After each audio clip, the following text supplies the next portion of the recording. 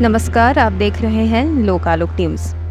प्रधानमंत्री सीरीज में आज हम बात करेंगे हमारे देश की तीसरी प्रधानमंत्री और भारत की पहली महिला प्रधानमंत्री इंदिरा गांधी के बारे में। ये कहना गलत नहीं होगा कि इंदिरा कठोर फैसले लेने वाली थी।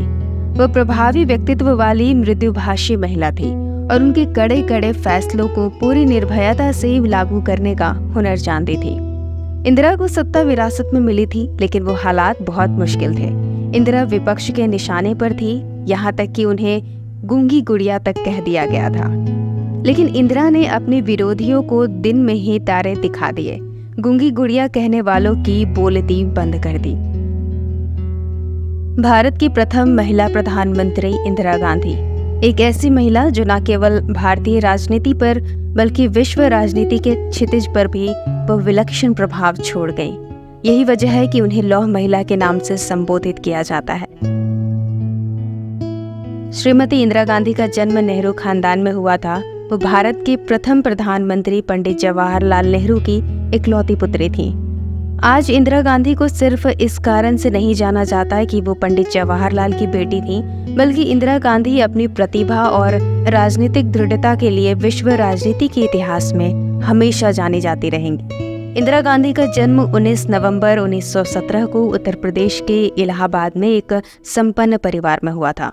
पूरा नाम था इंदिरा प्रियदर्शनी। उन्हें एक घरेलू नाम भी मिला था जो इंदिरा का संक्षिप्त रूप इंदु था। पिता और दादा दोनों वकालत के पेशे से संबंधित थे और देश की स्वाधीनता में उनका महत्वपूर्ण योगदान था। माता का नाम था कमला नेहरू। इंदिरा जी का जन्म ऐसे परिवार में हुआ था जो आर्थिक और बौद्धिक दोनों दृष्टि से काफी संपन्न था। उनका इंदिरा नाम उनके दादा पंडित मोतीलाल नेहरू ने रखा था, जिसका मतलब होता है कांति, लक्ष्मी और शोभा। इस नाम के पीछे की वजह थी कि उनके दादाजी को लगता था कि पौत्री के रूप में उन्हें माँ लक्ष्मी और दुर्गा की प्राप्ति हुई है। इंदिरा के बहुत ही ज्यादा खूबसूरत दिखने के कारण पंडित नेहरू उन्हें प्रियदर्शनी के नाम से भी संबोधित किया करते थे। इंदिरा को उनका गांधी उपनाम फिरोज गांधी से विवाह के बाद मिला था। इंदिरा गांधी को बचपन में ही एक स्थिर पारिवारिक जीवन अनुभव नहीं मिल पाया था। इसकी वजह ये थी कि 1936 में 18 वर्ष की उम्र में ही उनकी मां कमला नेहरू का एक लंबे संघर्ष के बाद निधन हो गया था और पिता हमेशा स्वतंत्रता आंदोलन में व्यस्त रहे। पंडित जवाहरलाल नेहरू शिक्षा का महत्व काफी अच्छे से समझते थे। यही कारण है कि उन्होंने पुत्री इंदिरा की प्राथमिक शिक्षा का प्रबंध घर पर ही कर दिया था। बाद में एक स्कूल में उनका दाखिला करवाया गया। 1934 से 1935 में अपनी स्कूली शिक्षा पूरी करने के बाद इंदिरा ने शांति निकेतन में रविंद्रनाथ टैगोर के बनाए गए विश्व भारती विश्वविद्यालय में प्रवेश लिया। इसके बाद 1937 में उन्होंने ऑक्सफोर्ड में दाखिला लिया। बचपन से ही इंदिरा को पत्र पत्रिकाएं और पुस्तकें पढ़ने का बहुत शौक था, जो स्कूल के दिनों में भी जारी रहा। इसका एक फायदा उन्हें ये भी मिला कि उनके सामान्य ज्ञान की जानकारी सिर्फ किताबों तक सीमित नहीं रही, बल्कि उन्हें देश दुनिया का भी काफी ज्ञान हो गया और साथ ही वो अभिव्यक्ति की कला में निपुण हो गई। 1942 में इंदिरा गांधी का प्रेम विवाह फिरोज गांधी से हुआ। पारसी युवक फिरोज गांधी से इंदिरा की मुलाकात ऑक्सफोर्ड यूनिवर्सिटी में ही पढ़ाई के दौरान हुई थी। बाद के दिनों में उन दोनों की मित्रता इस हद तक परवान चढ़ी कि उन्होंने विवाह करने का फैसला कर लिया और इंदिरा गांधी ने अपना ये विचार पंडित नेहरू के सामने रख दिया। लेकिन पंडित नेहरू इसके लिए तैयार नहीं हुए, क्योंकि उनका मानना था कि शादी सजातीय परिवार में ही होनी चाहिए। खुद उन्होंने भी अपने पिता पंडित मोतीलाल नेहरू का आदेश माना था। उन्होंने कई प्रकार से इंदिरा को समझाने का प्रयास भी किया, लेकिन इंदिरा की जिद कायम रही। तब कोई रास्ता निकलता न देखकर नेहरू जी ने अपनी हामी भर दी। शादी के बाद 1944 में उन्होंने राजीव गांधी और इसके 2 साल के बाद संजय गांधी को जन्म दिया।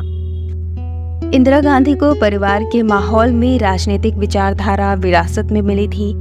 1941 में ऑक्सफोर्ड से भारत वापस आने के बाद वे भारतीय स्वतंत्रता आंदोलन में शामिल हो गई।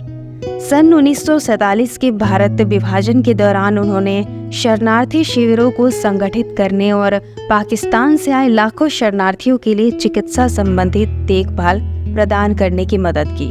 उनके लिए प्रमुख सार्वजनिक सेवा का ये पहला मौका था। धीरे धीरे पार्टी में उनका काफी कद बढ़ गया।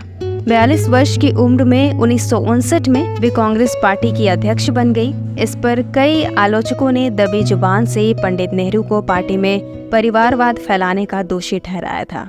फिर 27 मई 1964 को नेहरू के निधन के बाद इंदिरा चुनाव जीतकर सूचना और प्रसारण मंत्री बन गई।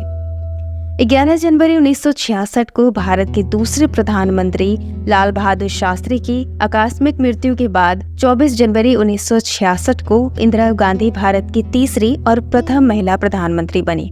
इसके बाद तो वो लगातार 3 बार 1967 से 1977 और फिर चौथी बार 1980 से 1984 तक देश की प्रधानमंत्री बनी।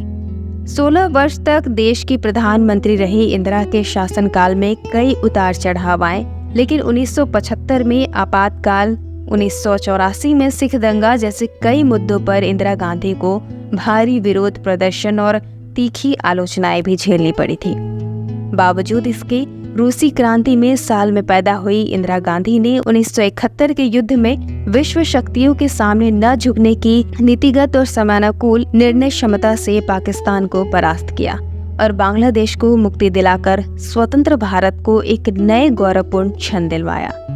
लेकिन 31 अक्टूबर 1984 को उन्हें अपने अंगरक्षक की ही गोली का शिकार होना पड़ा और वो देश की एकता और अखंडता के लिए कुर्बान हो गई।